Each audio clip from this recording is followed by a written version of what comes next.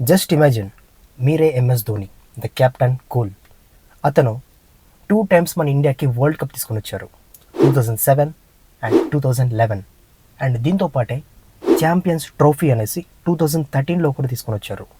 And దీని తర్వాత అతని ఫ్యాన్స్ అతనికి చాలా రెస్పెక్ట్ చేశారు, ఎందుకంటే చాలా మంచి మనిషి, చాలా కూల్గా ఉంటారు, చాలా కామ్గా ఉంటారు అనేసి అతనికి ఒక ట్యాగ్ కూడా వచ్చింది, MS Dhoni the captain cool అనేసి. ఇంత పేరు వచ్చిన తర్వాత జస్ట్ ఇమాజిన్, సడన్ గా చాలా మంది సోషల్ మీడియాలో, న్యూస్ ఛానల్స్ లో మ్యాచ్ ఫిక్సింగ్, చీటింగ్ అని చెప్పి పిచ్చి పిచ్చి కమెంట్లు చేసి ఒకరి నేమ్, ఫేమ్ తొక్కేయాలనుకుంటే ఆ ప్లేస్ లో మీరుంటే మీకు ఎలా ఫీల్ అవుతుంది? మీరేం చేస్తారు? ఎగ్జాక్ట్ మీరు ఏదైతే ఫీల్ అయ్యారో అలాగే ఎంఎస్ ధోని కూడా ఫీల్ అయ్యారు. అందుకే ఫైనలీ అతను ఈ కేసు పైన ఫైట్ చేద్దామనేసి మద్రాస్ హైకోర్టులో పిటిషన్ అనేది వేశారు. మద్రాస్ హైకోర్టు కూడా ఈ కేసు పైన ట్రయల్ చెక్ చేయాలనేసి ఆర్డర్ ఇచ్చింది. అండ్ ఇదేమైనా ఫేక్ అలిగేషన్స్ అని ప్రూవ్ అయితే 100 crore రూపీస్ కంపన్సేషన్ ఎంఎస్ ధోనికి పే చేయాలి. సో నేను ఎవరి గురించి మాట్లాడుతున్నాను, దేని గురించి మాట్లాడుతున్నాను మీకు అందరికీ అర్థమయ్యే ఉంటుంది. సో ఈ ఇష్యూ గురించి ఫుల్ డీటెయిల్ తెలుసుకుందాం. స్కిప్ చేయకుండా ఫుల్ వీడియో చూడండి.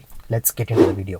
సో ఫ్లాష్ బ్యాక్ వెళ్తే అది 2013, the IPL, the India's biggest cricket festival. చాలా మంది బెట్టింగ్ చేసేవాళ్ళు, మ్యాచ్ ఫిక్సింగ్ చేసుకునే వాళ్ళు. అఫ్ కోర్స్ చాలా క్రికెట్ ప్లేయర్స్ మ్యాచ్ ఫిక్సింగ్ చేసుకున్నారనేసి ఒఫిషియల్ గా దొరికారు కూడా. కానీ వాళ్ళందరినీ ఇన్వెస్టిగేషన్ చేసిన ఇన్వెస్టిగేటర్స్ ఎక్కడే గానీ ఎంఎస్ ధోని పేరు తీయలేదు. కానీ కొన్ని news channels and social media pages వాళ్ళు సడన్ గా ఎంఎస్ ధోని పేరు తీశారు. తీసి అనవసరంగా అతనికి కూడా ఇందులో కనెక్షన్ ఉందనేసి అలిగేషన్స్ వేశారు, చాలా ట్రోల్స్ చేశారు. ఇన్ఫాక్ట్ డిఫేమ్ చేయడానికి చాలా ట్రై చేశారు. MS Dhoni the best captain and pro players లో ఎంఎస్ ధోని కూడా ఒకరు. అసలు ఎంఎస్ ధోని అంటేనే హానెస్ట్, కూల్, ఓడిపోయే మ్యాచ్ ని కూడా చాలా కామ్ గా హ్యాండిల్ చేసి ఫీల్డింగ్ సెట్ చేసే కెప్టెన్. ఇలాంటి మనిషి ఇలాంటి అలిగేషన్స్ అన్ని ఫేస్ చేసిన వెంటనే ఇంత సీరియస్ గా ఈ ఇష్యూ గురించి ఫైట్ చేయాలని డిసైడ్ అయ్యారంటే అర్థం చేసుకోండి ఆ మనిషి ఎంత హేట్రేట్ ఫేస్ చేసి ఉంటారో.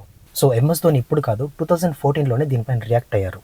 అండ్ ఎంఎస్ ధోని పైన ఎవరైతే అలిగేషన్స్ వేశారో వాళ్ళపైన మద్రాస్ హైకోర్టులో కేసు కూడా వేశారు. ఆ కేసు ఏంటంటే ద డిఫెమేషన్ కేస్. సో 2014లో ఎంఎస్ ధోని ఒక డిఫెమేషన్ కేసు అనేది వేశారు. ఎంఎస్ ధోని పైన ఎవరైతే ఫేక్ అలిగేషన్స్ వేస్తున్నారో అది ఫేక్ అనేసి తెలిస్తే 100 crore రూపీస్ కంపన్సేషన్ గా ఇవ్వాలనేసి. అండ్ అది ఎవరిపైన మెయిన్ గా వేశారంటే సుధీర్ చౌదరి, ఒక మీడియా హౌస్ లో యాంకర్ గా ఉంటారు. సో ఆ మీడియా పేరు నేను చెప్పకూడదు. అండ్ వాళ్ళతో పాటే retired IPS officer G Sampath Kumar, ఇతని పైన కూడా వేశారనమాట. సో వీళ్ళ గురించి ఇంకా డీప్ గా డీటెయిల్స్ చెప్పకూడదు, ఎందుకంటే ఈ కేసు అనేది ఆల్రెడీ కోర్టులో ఉంది కాబట్టి జస్ట్ వాళ్ళ పేర్లు మాత్రమే తీశాను. సో పాయింట్కి వస్తే ఎంఎస్ ధోని ఒక స్టాండ్ పైన ఉన్నారు and he was very clear. వీళ్ళిద్దరితో పాటు ఇంకా వేరే వాళ్ళు ఎవరైతే ఉన్నారో వాళ్ళందరూ ఎంఎస్ ధోని పేరు అండ్ ఫేమ్ దాన్ని డ్యామేజ్ చేస్తున్నారు, అనవసరంగా ప్రూఫ్ లేకుండా ఏదేదో మాట్లాడుతున్నారు అనేసి కేసు వేశారు. అండ్ నేను ఇలాంటి ఫిక్సింగ్ చేసుకుంటే నా స్పోర్ట్స్ కెరీర్కి నేను మోసం చేసినట్టు, సో నేను ఎందుకు ఇలాంటి ఫిక్సింగ్ చేస్తాను అనేసి ఎంఎస్ ధోని స్టాండ్ మాత్రం చాలా క్లియర్గా ఉండింది. సో ఎంఎస్ ధోని ఈ కేసు వేసిన తర్వాత కోర్టు అనేది ఏం చెప్పింది, మద్రాస్ హైకోర్టు ఈ కేసు గురించి స్టడీ చేసి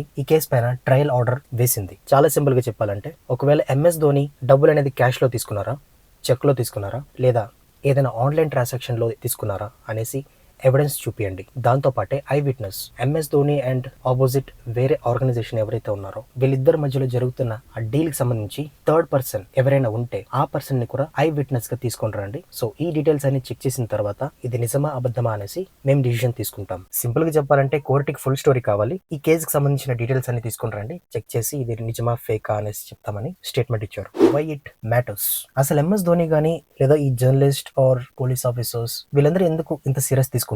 ఎందుకు ఇది ఎంత పెద్ద ఇష్యూ అయింది?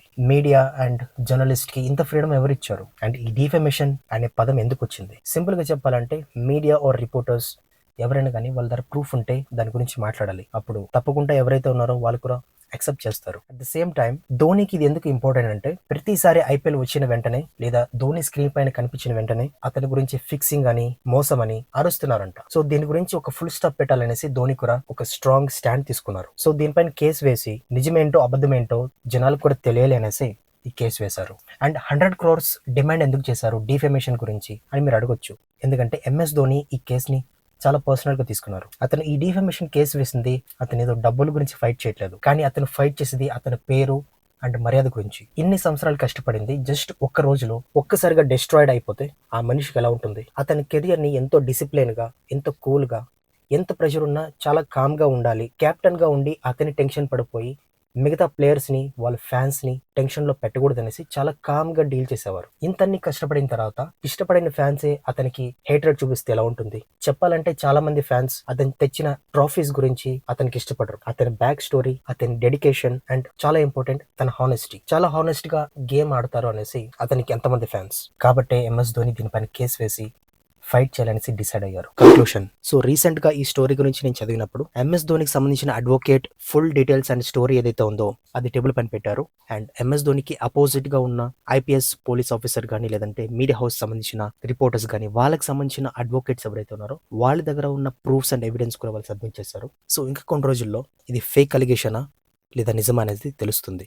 సో మీరేమనుకుంటున్నారు? ఎంఎస్ ధోని లాంటి ఒక స్పోర్ట్స్ స్టార్ ఇలాంటి రూమర్స్ అన్ని పట్టించుకోకుండా ఇగ్నోర్ చేసి చాలా లైట్గా మూవ్ ఆన్ అవ్వడం కరెక్టా, లేదా ఇలాంటి ఫేక్ అలిగేషన్స్కి రియాక్ట్ అయ్యి నిజ నిజాలు జనం ముందు పెట్టడం కరెక్టా? అండ్ మీ ఒపీనియన్స్ కమెంట్ చేయండి. అండ్ మీకు ఇన్ఫర్మేటివ్గా అనిపిస్తే లైక్ చేయండి. ఇంకా ఎవరికి ఈ ఇష్యూ గురించి తెలీదో వాళ్ళకి ఈ వీడియో అనేది షేర్ చేయండి. ఇంకా ఎవరైతే సబ్స్క్రైబ్ చేసుకోలేదో సబ్స్క్రైబ్ చేసుకోండి. And I will see you in the next video. Thank you for watching.